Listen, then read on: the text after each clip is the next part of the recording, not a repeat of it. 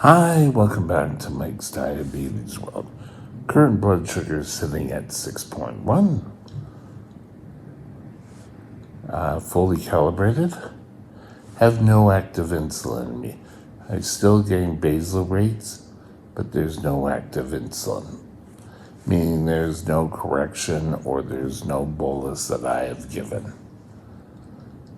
Line is pretty stable last night. It's not a total straight line, but it's all pretty stable, which is good news, especially for a T1.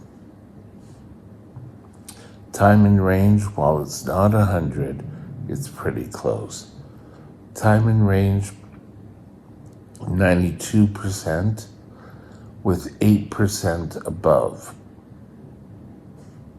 And as we know, as this number starts to climb, so does this number.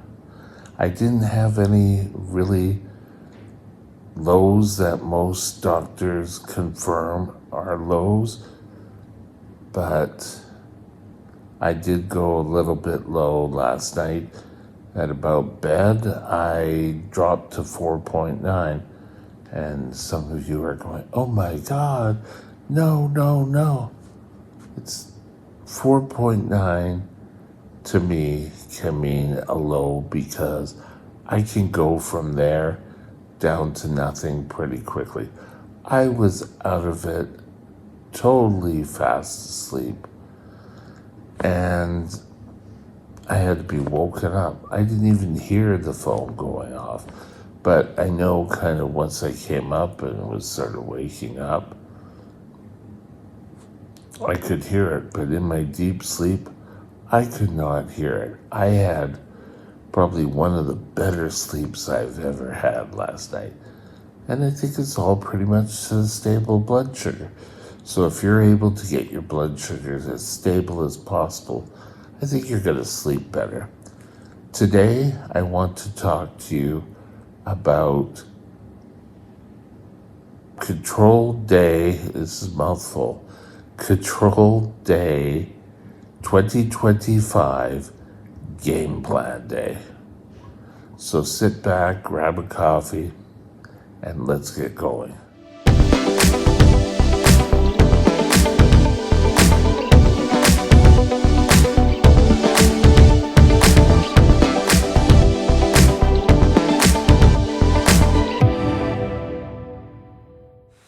This channel is provided for informational purposes only.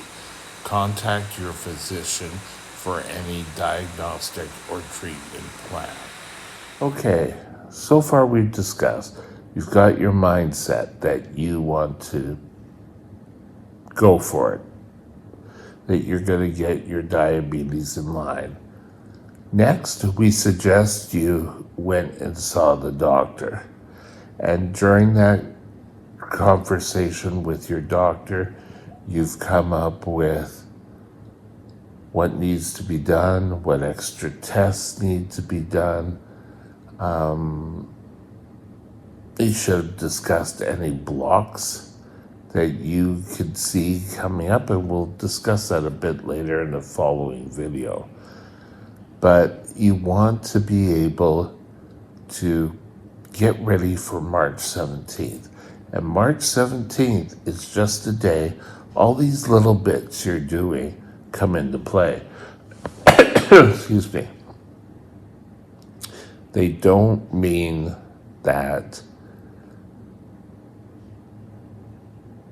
you can't do bits and you can't go ahead.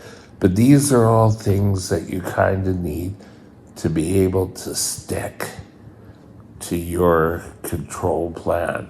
And I keep doing these every year, not because people keep falling out the wagon, which diabetic wagon, which I call it, but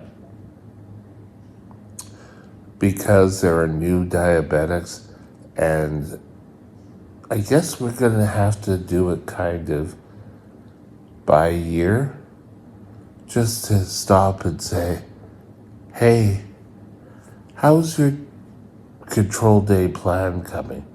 Maybe we'll just block them off like, late in the year, of the year previous to the following late September, start doing these videos to get you ready and to support you as well as we can. And we mean every other diabetic doctor, dietitian, physio, whatever your team looks like, be there to support you. Because going for a control day does not mean that you do this for anyone else except you. You're the reason why you want to keep your blood sugars down. And you will find, if you've been high and you bring your blood sugars down, you will find you feel better, you sleep better. So why not try to do it? Now, you may falter, and that's fine. But get up and try again. You don't need a special day. I choose this special day to get people to start thinking about control. I believe a number of people fail because they sort of dream that, oh yes, I want to be in control. And then in a couple of days, they're finding they're not in control. Control is just an arbitrary term. There could be people who are having higher blood sugars. But some people claim, oh my God, they're not in control. Where the doctor may want them at a higher blood sugar. Like me, my doctor ideally would like me at 8. I don't feel as great at 8. I'd like it a little lower, but he just wants that buffer. Okay. Yes, I've had histories with lows that aren't the greatest.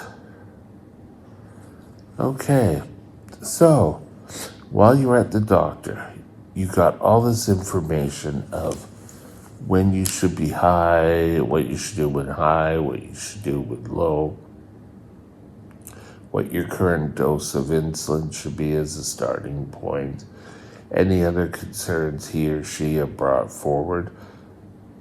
So now what do you do with that information?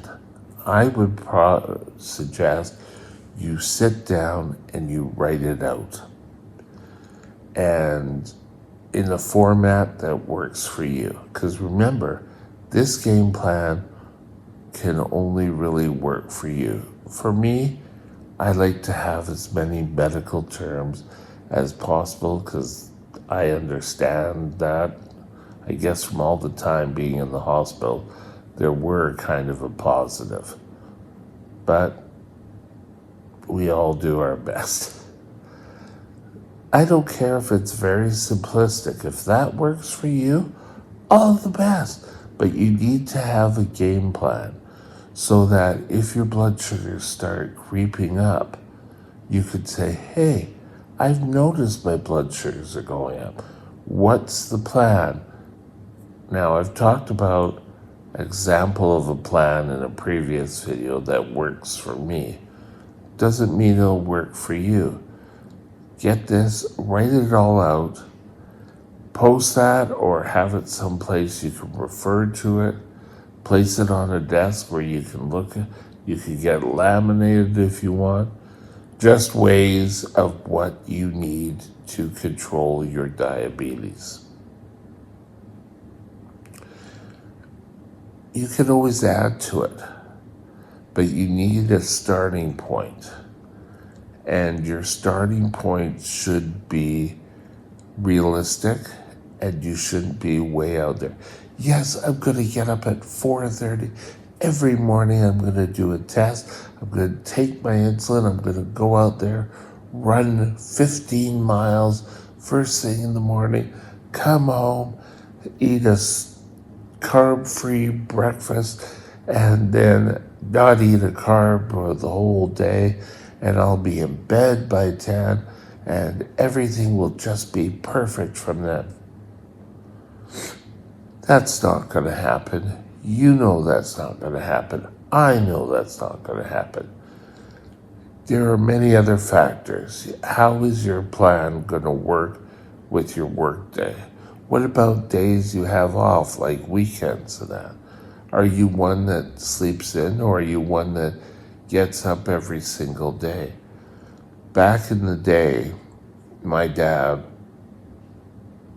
and he kind of had an idea, and it would be that because I had to take insulin, I had to get up, even on the weekdays, at 6 a.m., and I had to eat, and then I was told, oh, you could go back to bed. It never worked that way, because then he started having chores, and he said, well, while you're up in the morning, you could do all these things. I fought back, and I just slept through them half the time. I probably didn't need to be up at 6. Probably need to get up the same time I got up for school every single day. But hey, things happen.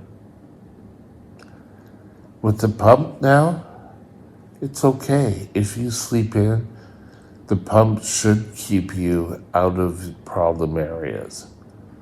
The pump can also, if you start going high for whatever reason, can start control. This is the Medtronic 780 pump. It's a closed loop system. I think ideally, whatever pump you choose, you really should look for a closed loop system.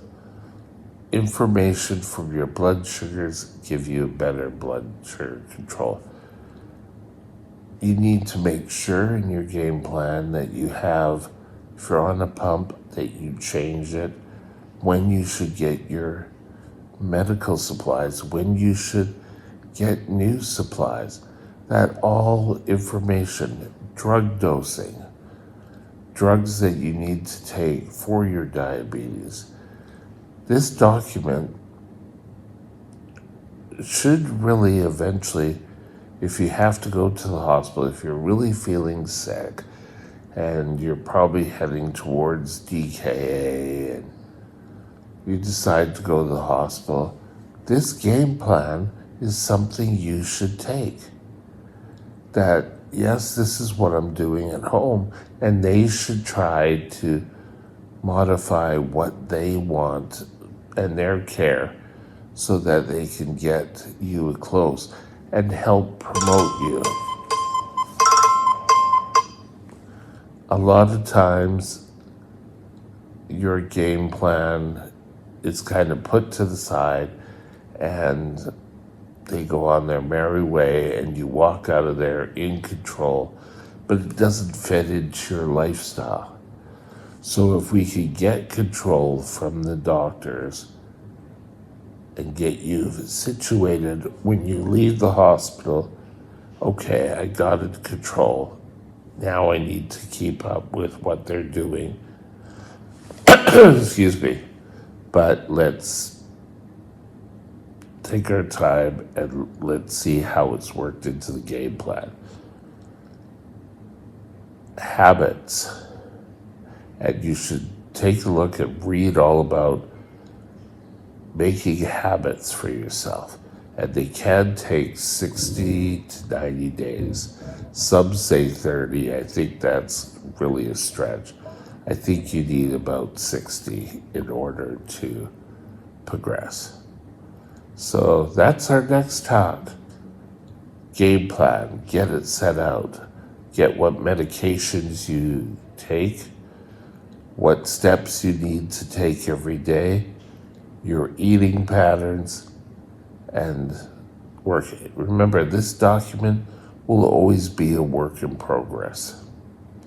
Have a great day, and we'll talk again soon. Bye now. Next vlog topic, will be da da da da. Okay, so tune in tomorrow or the next video, and we're going to discuss how did my T1D diagnosis change me. Did it change me at all? We'll have to tune in and see. But we're going to discuss life after your T1D diagnosis and what you can expect and how life will change. Have a great day. We'll talk later. Bye now. My email is mikesdiabetesworld@gmail.com. mikesdiabetesworld@gmail.com.